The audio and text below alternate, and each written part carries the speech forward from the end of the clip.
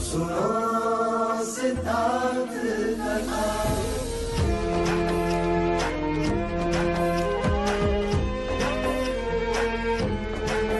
संसार में दुख का कारण क्या, संताप शोक का निवारण क्या।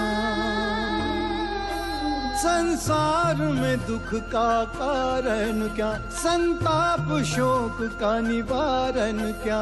इस खोज में सब कुछ त्याग दिया, हर वैभव से वैराग लिया। वो सृष्टि से संयुक्त हुए, सिद्धार्थ से गौतम बुद्ध हुए।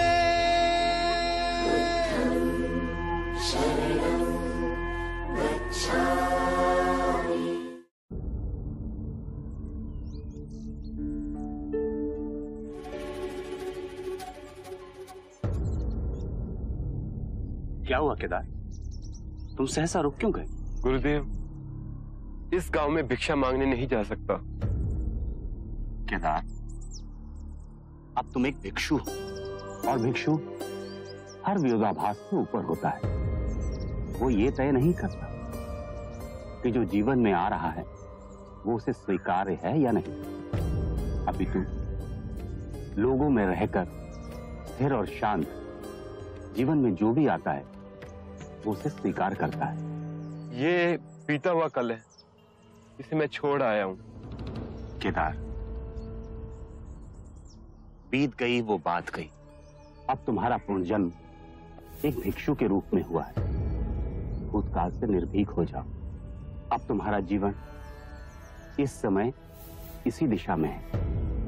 और केदार, भिक्षा हम सिर्फ पेट भरने के लिए नहीं मांगते,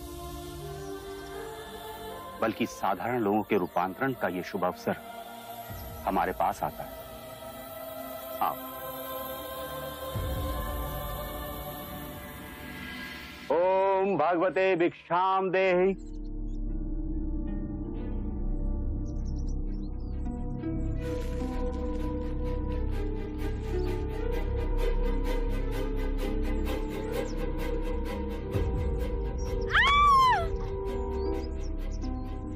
क्या हुआ पुत्री?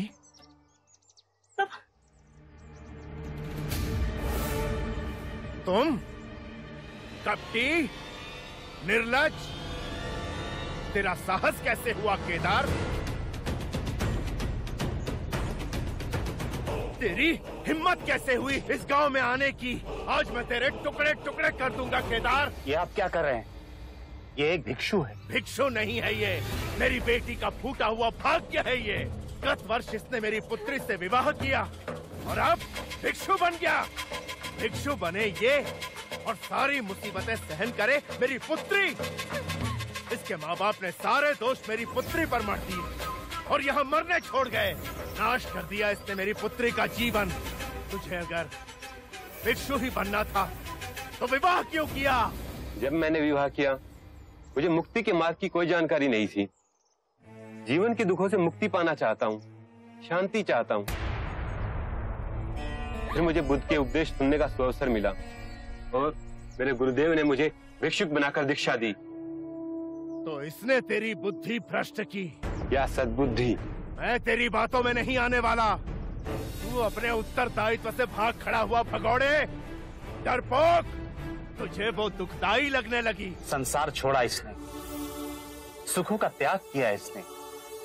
मोह, माया, काम, क्रोध, इन सभी का परित्याग किया और फिर भी आपको ये डरपोक लग रहा? और नहीं तो क्या? नहीं, ये साहसी है। संसार में चारों ओर फैले माया जाल को तोड़कर ये मुक्ति की ओर बढ़ा। इसके लिए बहुत शक्ति की आवश्यकता होती है। हर किसी के बस की बात नहीं है।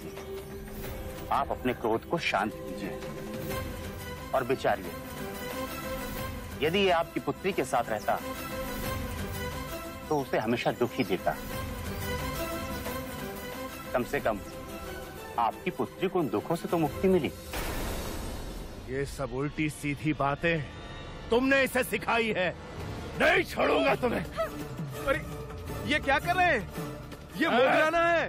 इनकी वाणी से कितने बड़े भूले भटकों को राह मिली है। कृपा कर आप जाइए यहाँ से। मेरी पुत्री का संसार उजाड़ने वाले, तू भी इस संसार में नहीं रहेगा।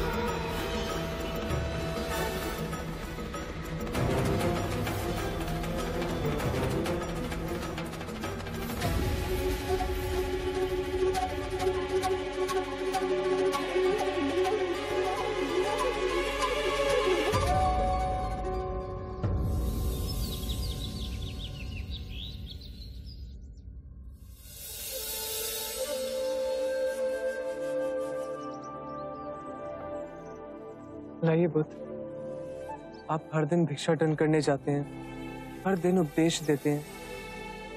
आपकी आयु अधिक हो चली है। आप एक स्थान पे बैठ साधना करना चाहेंगे? क्या आपको लगता है कि इन सारे भिक्षुओं का नेतृत्व अब किसी और के हाथों में सौंपा जाए? मुझे उसकी चिंता नहीं आनंद। मेरे खोजे हुए मार्ग पर मेरा दाहिना और बाहिना पैर मेरे साथ चल रहा है, और वही सबको सामंजस्य से एक साथ लेकर चलेंगे। मेरे मुक्ति के मार्ग पर सर्वप्रथम चलने वाले वही दोनों होंगे। एक मेरा सेनापति सरिपुत्र और दूसरा मुगलाना। स्पष्ट, निडर। मेरा दायां पैर सरिपुत्ता है आनंद, और मेरा बायां पैर मुगलाना। बुद्ध,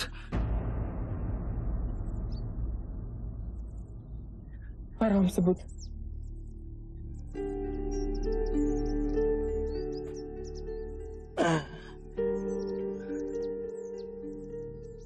गुरुदेव,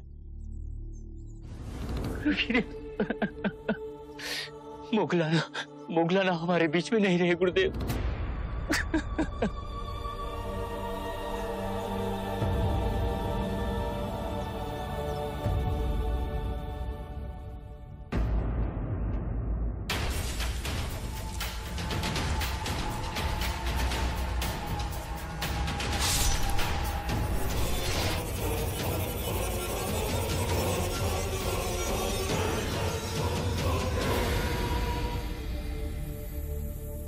मुगलाना के अंतिम संस्कार के लिए मैं चाहूंगा।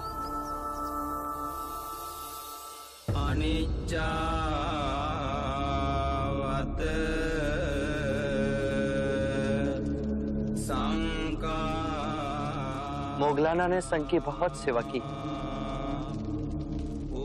उन्हें अश्रुओं से विदा ना करें।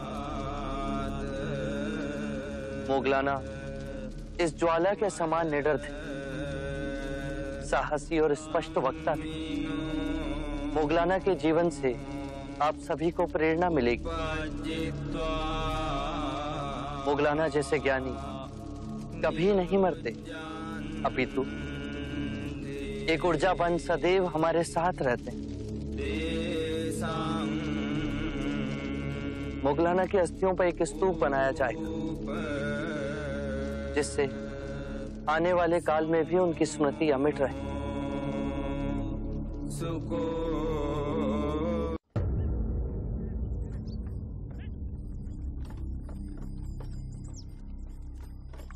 अरे बुद्ध आ गए। प्रणाम प्रणाम प्रभु जी, प्रणाम। आइए आइए, इस पेड़ के नीचे कुछ पल के लिए विश्राम कीजिए। आइए ना, विश्राम कीजिए, आइए। जी बुद्ध, थोड़ी देर यहाँ विश्राम कीजिए। कृपया आज उपदेश मत दीजिएगा, आप पहले से ही थके हुए हैं। आनंद, परम सत्य का ज्ञान आकाश में नहीं, मनुष्य के हृदय में होता है।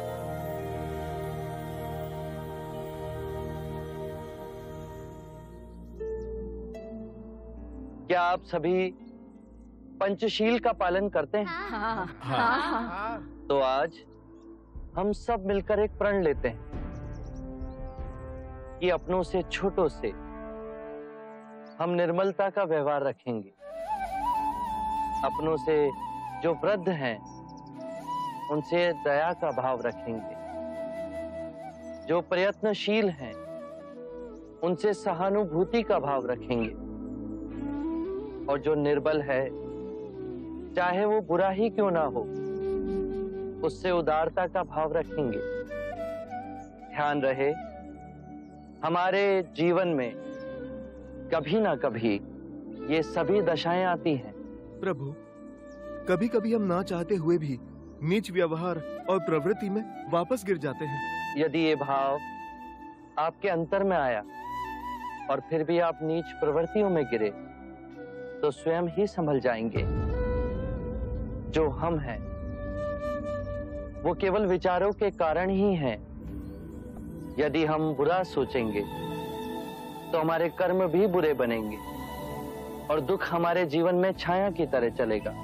जैसे बैल के पग रखते ही बैलगाड़ी उसी दिशा में घसीटती जाती है। और यदि हम अच्छी सोच रखेंगे तो हमारे कर्म भी अच्छे होंगे और सुख सदैव हमारे जीवन में छाया की तरह चलेगा। यदि जीवन का निचोड़ कुछ और हो तो क्या होगा महात्मा?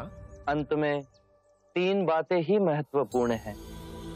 पहली, क्या हम सहृदय से प्रेम कर सकते हैं? दूसरी, क्या हम पूर्णतः जी सकते हैं? और तीसरी, क्या हम गहराई में जाकर सब कुछ छोड़ सकते हैं? बुद्ध, नालागांव से समीर चंद गुरुदेव शरीपुत्र का समाचार लेकर आए हैं।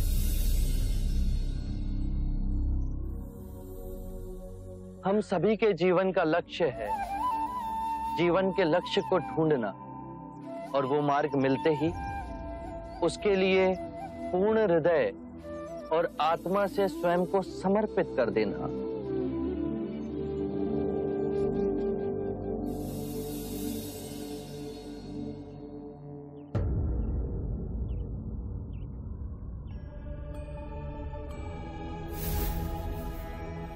सरीपुत्ता का क्या समाचार लाए हो शमनीर चंद? गुरुदेव, सरीपुत्र निर्वाण को प्राप्त हो गए। बुद्ध,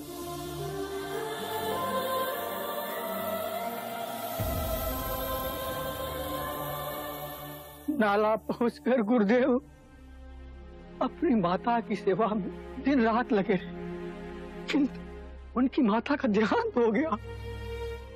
इसके बाद उन्होंने निर्वाण लेने का निश्चय किया और मुझे बुलाकर कहा कि मेरे निर्वाण लेने के पश्चात मेरे अस्थियों का कलश, मेरा भिक्षा पात्र और मेरा भिक्षु का वस्त्र आपको भेंट कर दिया जाए।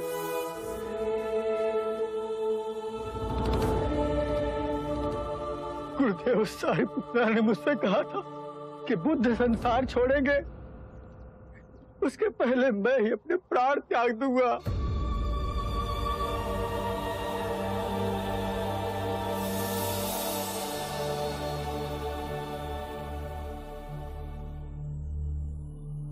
बुद्ध, जब मैंने सरीपुत्र के निर्वाण का समाचार सुना तो इतना गहरा आघात हुआ कि लगा मुझे लकवा मार गया है।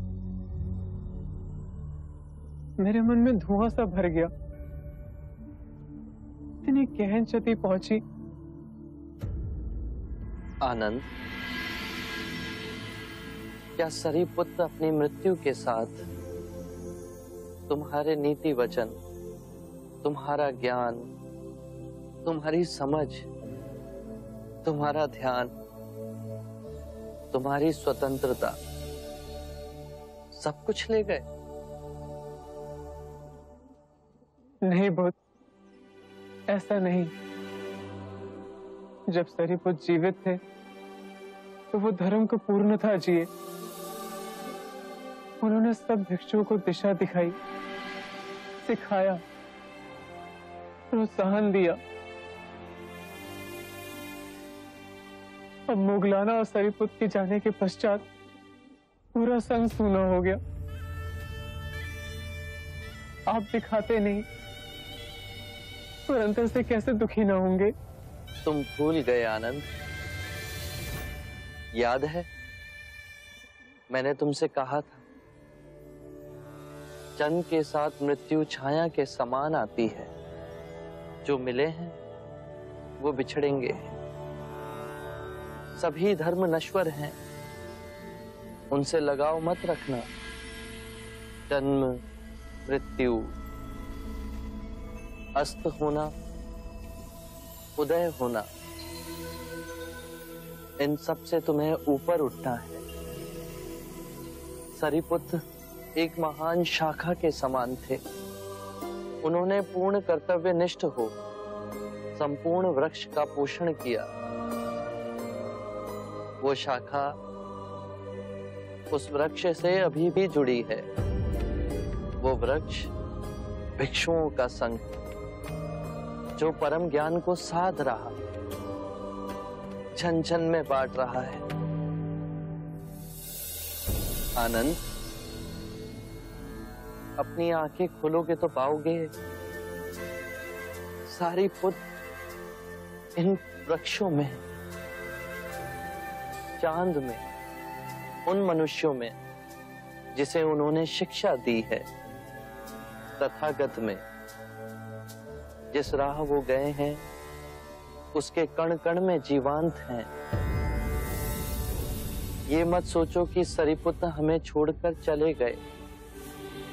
वो सदैव हमारे साथ हैं।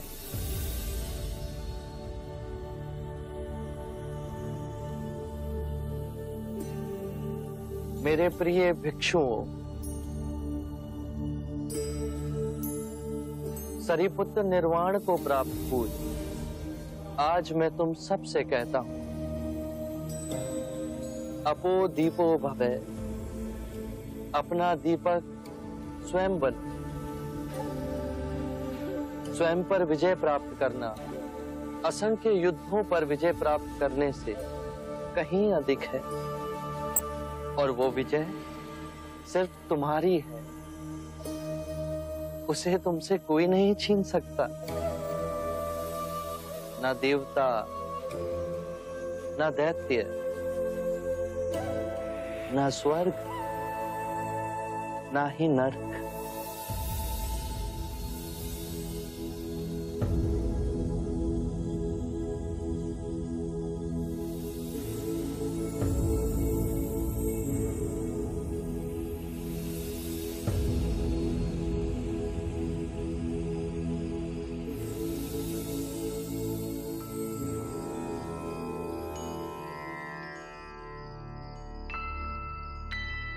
आज आपने आने में बहुत देर लगा दी। आनंद, आज मैं वन के हर एक वृक्ष से भेंट करके आया हूं।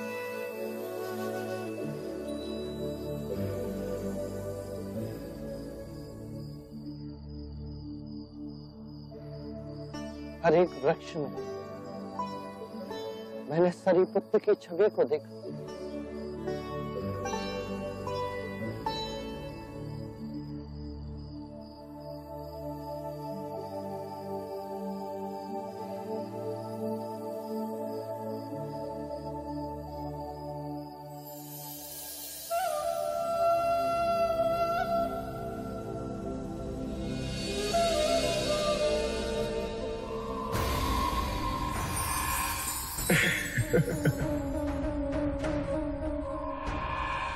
तुम्हारा नाम सिद्धार्थ नहीं, प्रश्न होना चाहिए था।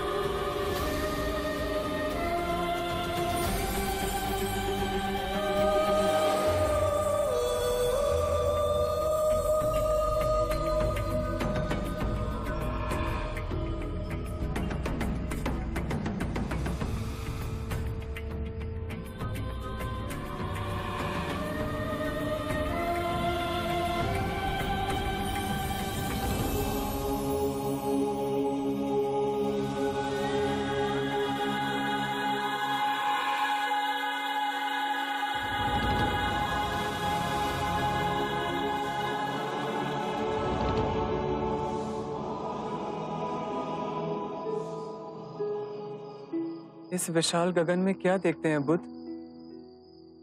उन चेहरों को देख रहा हूं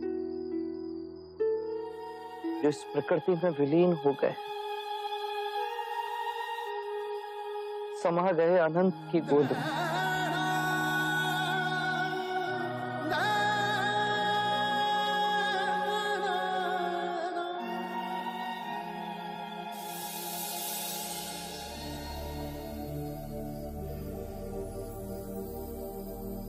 आनंद, अब हम यहां नहीं रहेंगे, हम वैशाली जाएंगे, समीपस्थ वन होते हुए।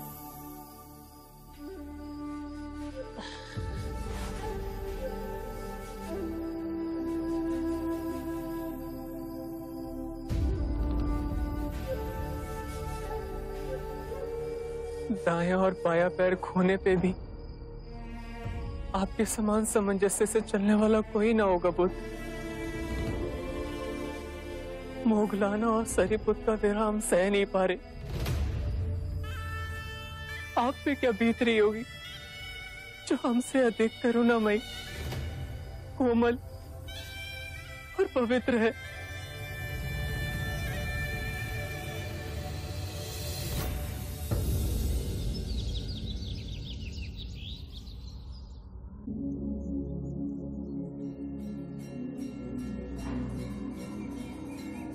अद्भुत सौंदर्य है वैशाली में।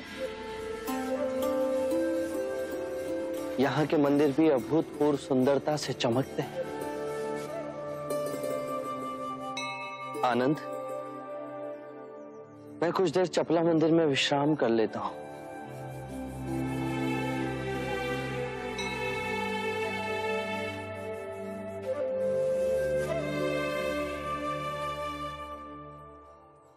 कृपया कुछ देर यहाँ विश्राम कीजिए बुद्ध, मैं भिक्षाटन करके आता हूँ।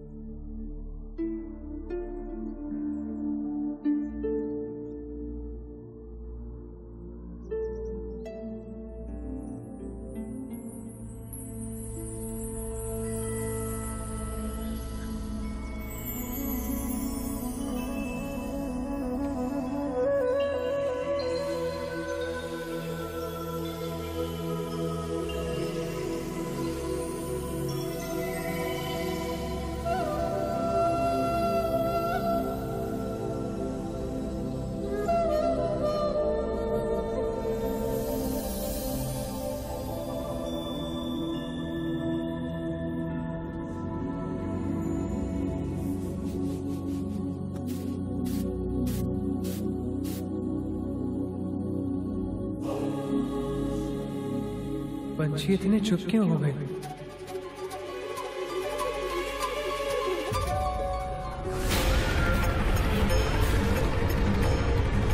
धरती कम, बुद्ध ठीक तो होंगे ना?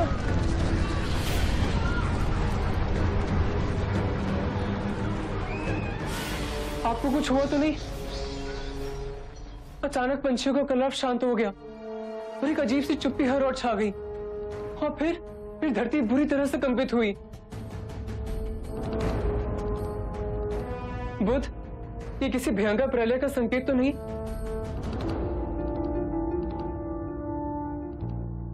आनंद, मेरे समीप आकर बैठो।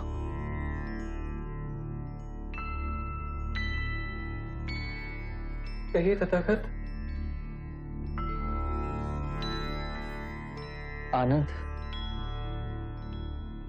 मैंने एक निर्णय लिया है। आज से ठीक 3 माह पश्चात मैं महापरिनिर्वाण लूंगा।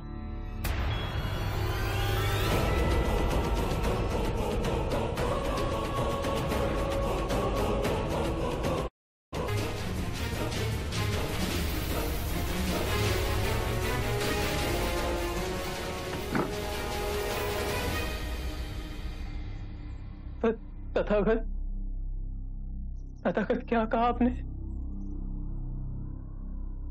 मैंने अवश्य ठीक से ना सुना। आज से ठीक 3 माह पश्चात मैं महापरिनिर्वाण लूंगा। ऐसा निर्णय क्यों ले रहे हैं? कहिए ये सत्य नहीं है। आप मेरी परीक्षा लेने के लिए कह रहे हैं ना? जो जन्मा है वो अपने बीज के साथ मृत्यु लेकर ही आता है। आनंद में बुद्ध हूं, पर जिस शरीर में हूं वो वृद्ध हो चला है। मैं अपनी यात्रा के अंतिम चरण में हूं। इन 80 वर्षों में मैंने कई ऋतुओं को, कई सूर्यों को, कई चंद्रमाओं को खिलते और लुप्त होते देखा। और फिर तुम्हें भी मेरी सेवा करने में कष्ट होता है। नहीं तथागत, मैंने कभी आपसे शिकायत की? कभी आपकी सेवा करते हुए कोई भी भूल चूक हुई? प्रभु, आप देह कैसे त्याग सकते हैं? आप तो करुणामयी है। आप अपने भिक्षुओं को बीच मैदान में कैसे छोड़ के जा सकते हैं? हम सब पे कृपा कीजिए, हे दयालु, हम सब पे दया कीजिए।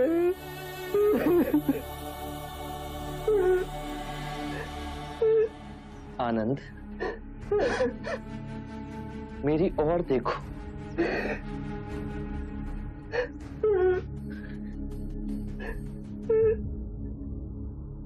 तुम्हें अपने तथागत पर विश्वास है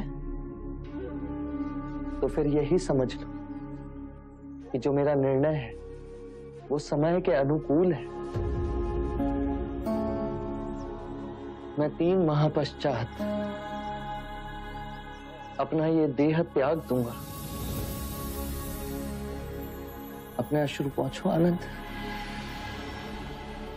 धैर्य धरो। अभी तुम्हारे ऊपर बहुत बड़ा उत्तरदायित्व है। आनंद, जाओ और जाकर सभी भिक्षुओं को कुठागार धम्म सभा भवन में एकत्रित करो।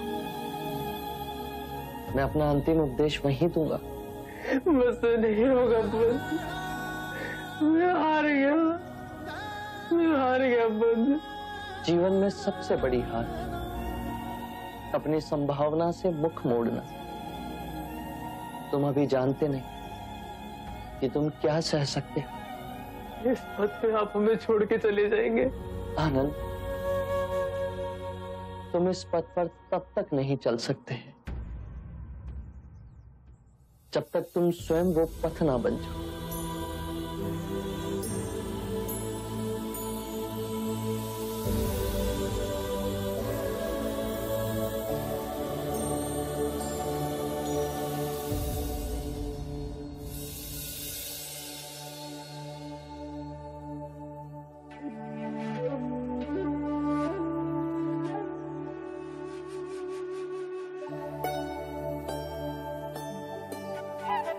हमें ना देंगे? अवश्य देंगे।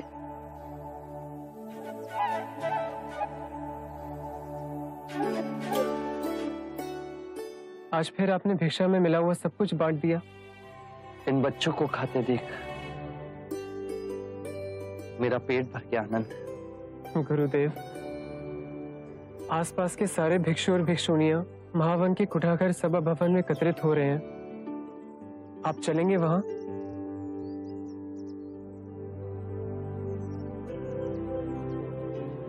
वैशाली कितनी सुंदर है आनंद। मैं इसे अंतिम बार देख रहा हूं। आनंद, जिस प्रकार सर्प अपनी केंचुली छोड़ नया रूप लेता है, उसी प्रकार तुम्हें भी अपने भूतकाल को छोड़ते रहना होगा। आज के उपदेश के पश्चात हम पावा की ओर चलेंगे।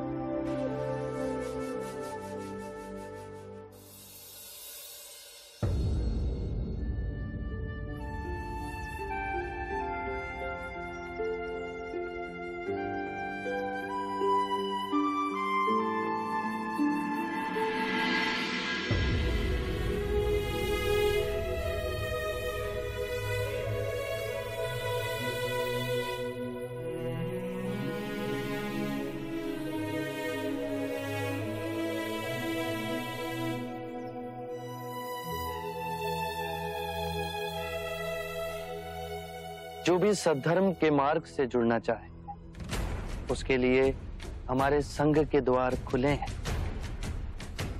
फिर वो चाहे किसी भी वर्ण का ही क्यों ना हो, कोई भेदभाव नहीं होगा।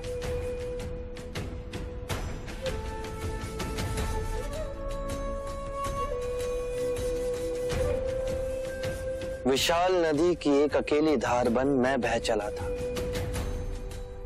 अब कितनी अनेक धाराएं इस प्रवाह में जुड़ती जा रही हैं।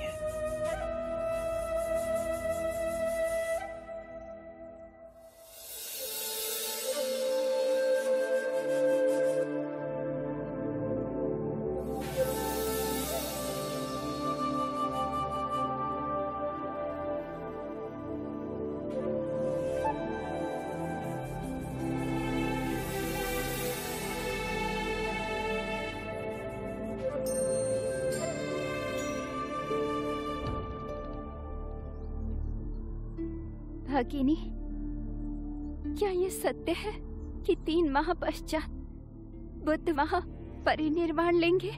हाँ, ये तो उनकी कृपा और करुणा है जो अंतिम बार उपदेश देने के लिए यहाँ पर आए हैं।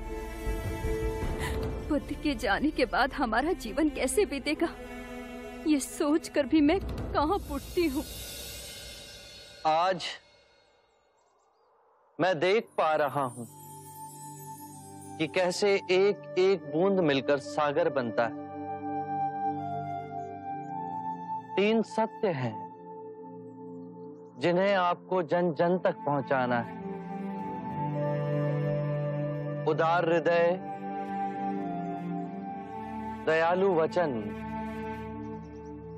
और सेवा में अर्जित जीवन और करुणा, ये 3 ही मंत्र हैं जो मानवता का नव निर्माण करेंगे। हर प्राणी से करुणा रखना, धनी हो या निर्धन, सबके जीवन में पीड़ा होती है। किसी के कम तो किसी के अधिक।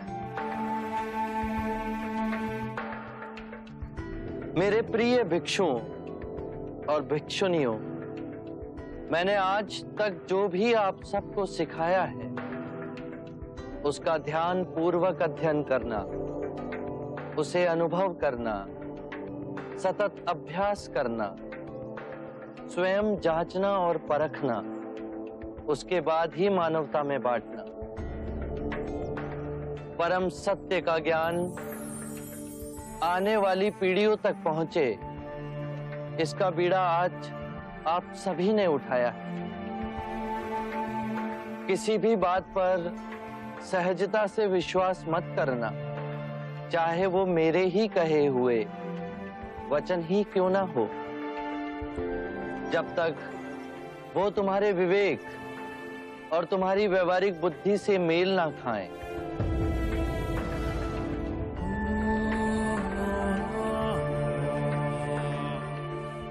मेरे प्रिय भिक्षुओं और भिक्षुनियों, धर्म नश्वर है, वो जन्म लेते हैं और मृत्यु को विलीन हो जाते हैं।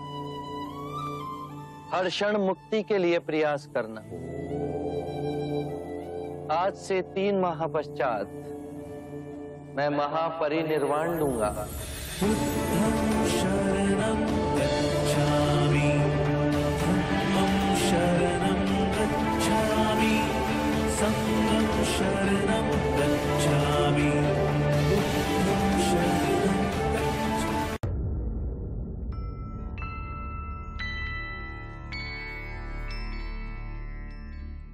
अनिरुद्ध, हम जब भी भिक्षा लेने जाते हैं तो कोई ना कोई अक्षय बुद्ध के विरुद्ध सुनना पड़ता है। बुद्ध तो गजराज की गरिमा से चले, और जिन सब ने उन पे मिट्टी फेंकी है, हाथ तो उनके मैले हुए हैं। तुम्हें स्मृति है कि वैशाली के ब्राह्मण का बुद्ध ने कितनी सरलता से उत्तर दिया था।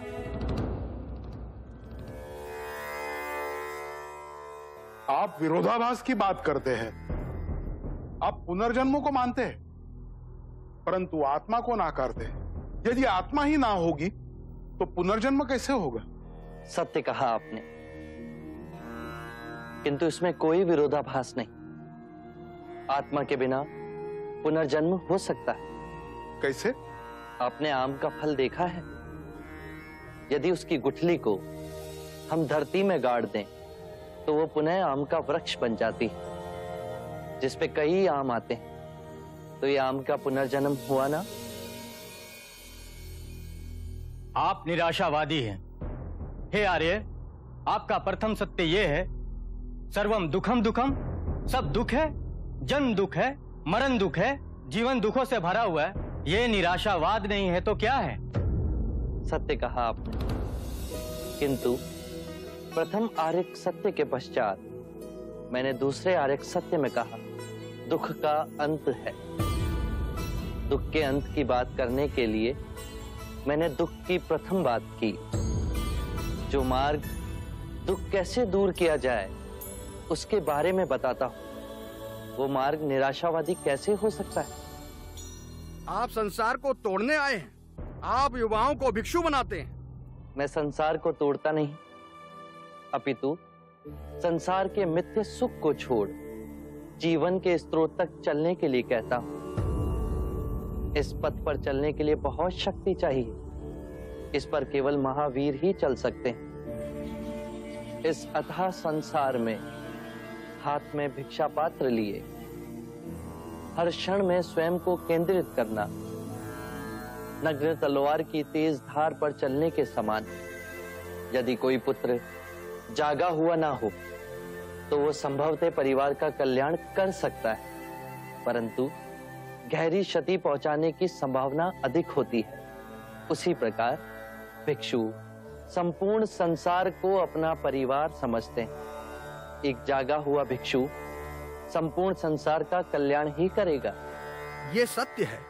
आपने दिखाए अहिंसा के मार्ग पे चल सैनिक रक्षा करने की जगह सन्यासी बन गया है। न्याय करना चाहते हैं पर वो दोषी बन जाते हैं। सत्य कहा आपने, किंतु अहिंसा रूपांतरण है। हिंसा से हिंसा को समाप्त नहीं किया जा सकता। हिंसा प्रेम से समाप्त की जा सकती है और यही प्रकृति का अटल नियम है। हर मनुष्य को मृत्यु से भय लगता है और यही भाव आप सबके अंतर में देखेंगे तो हिंसा का परित्याग स्वयं ही आपके अंतर से हो जाएगा।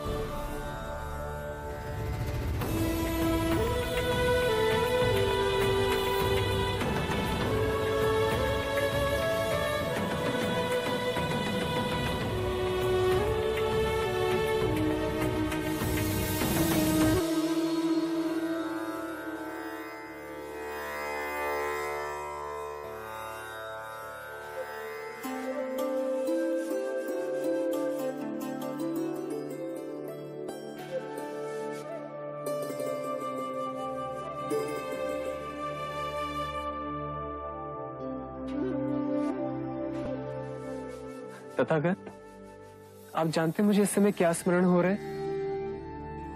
एक बार जब आप उपदेश देने आए तो आपने कुछ ना कहा, एक शब्द भी नहीं। केवल ताल से एक श्वेत कमल का पुष्प उठा सारे भिक्षुओं को दिखाया। ताल के कीचड़ से कमल के पुष्प की जड़ें अब भी सनी हुई थी।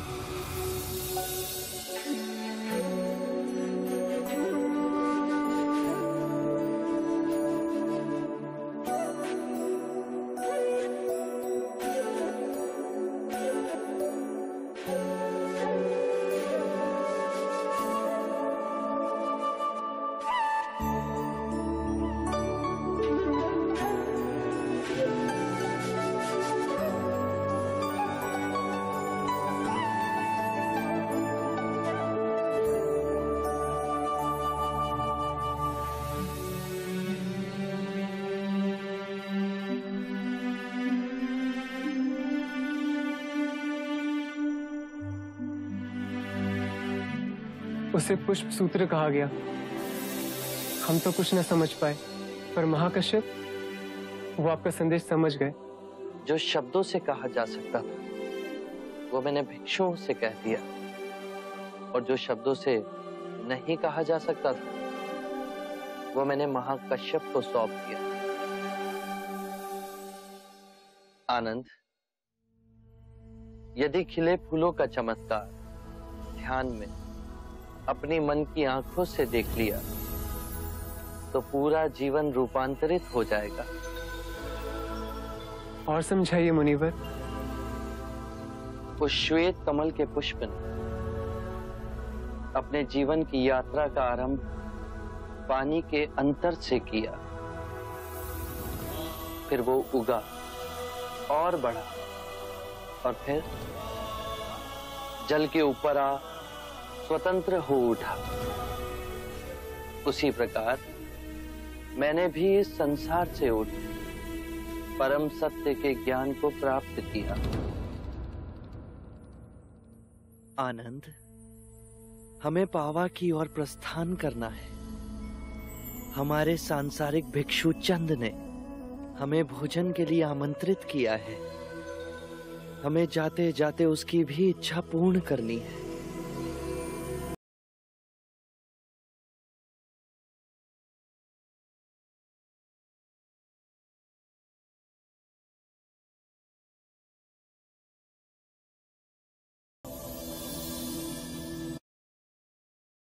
तीन सत्य हैं जिन्हें जन जन तक पहुंचाना है। उदार हृदय, दयालु वचन, सेवा में अर्जित जीवन और करुणा। यही तीन मंत्र मानवता का नव निर्माण करेंगे।